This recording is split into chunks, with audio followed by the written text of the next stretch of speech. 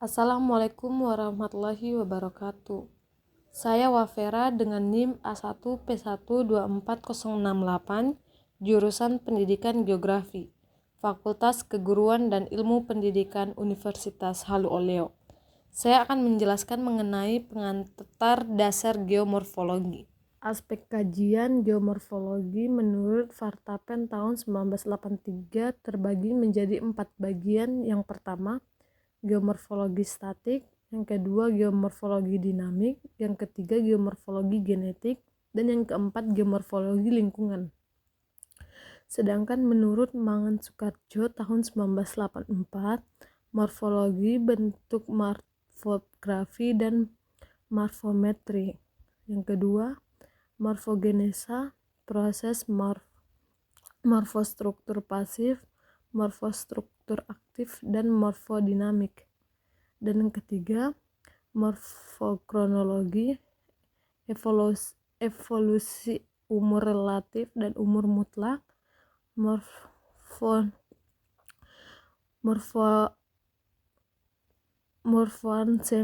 hubungan dengan lingkungan.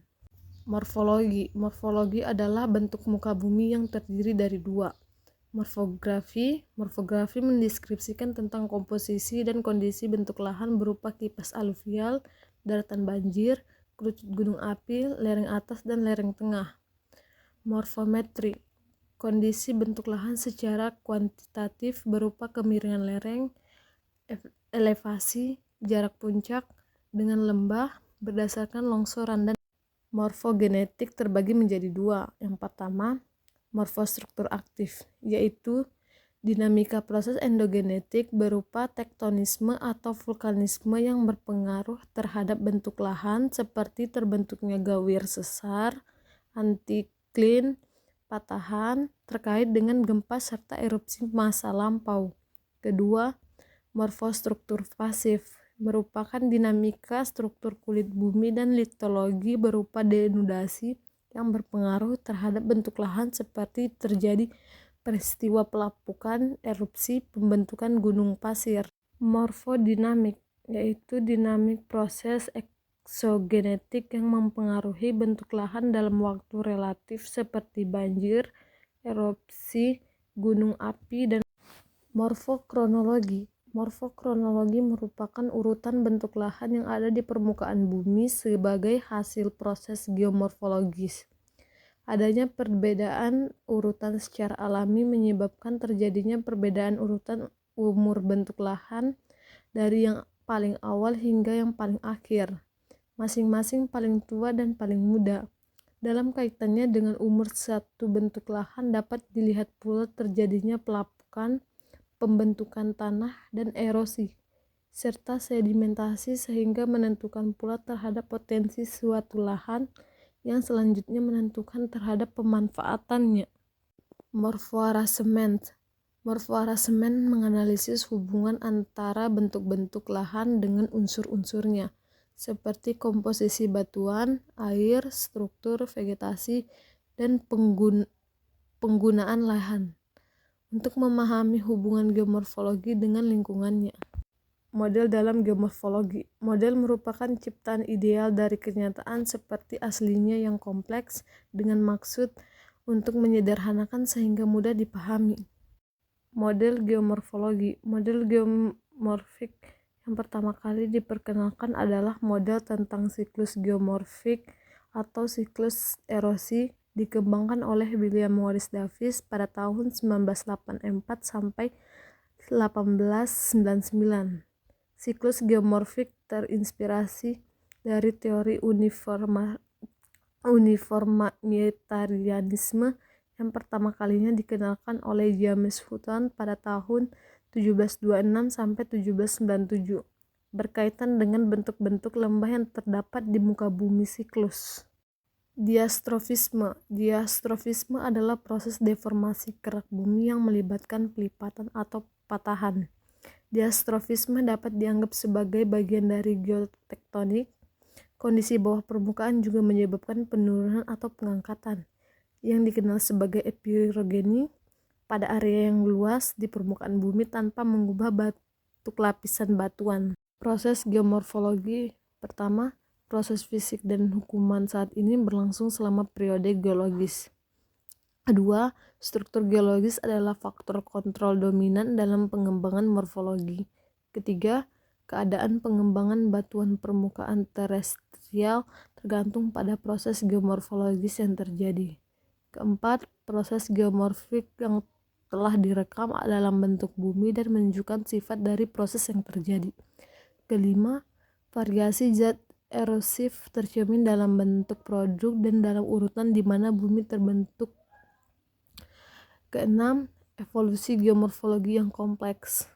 Ketujuh, benda-benda alami di permukaan bumi biasanya lebih muda dari Pleistosen.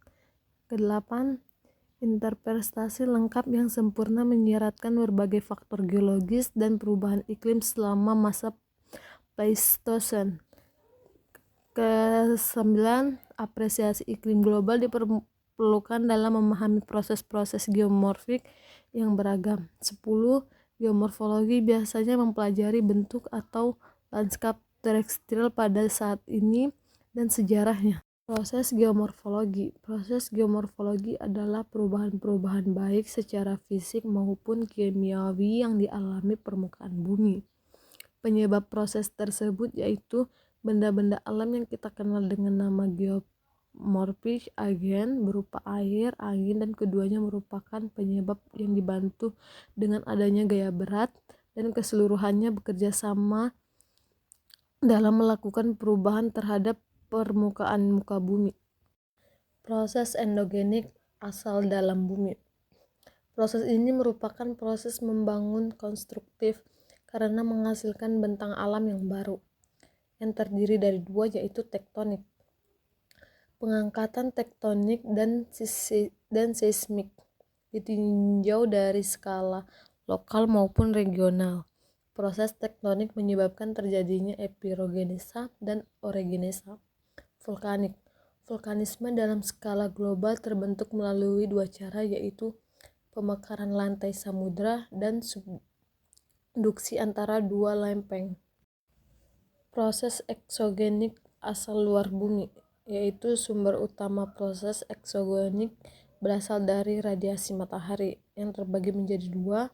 Yang pertama, pelapukan. Pelapukan batuan ditandai oleh perubahan pada batuan asal. Pelapukan terjadi pada bagian atau zona litosfer yang tersingkap, kemudian mengalami interaksi dengan proses eksogenik yang terdiri dari pelapukan kimia dan fisika. Kedua, erosi dan transportasi. Agen erosi atau transportasi di alam antara lain aliran air, gelombang, dan arus laut, angin, gletser, dan organisme. Gerakan tanah.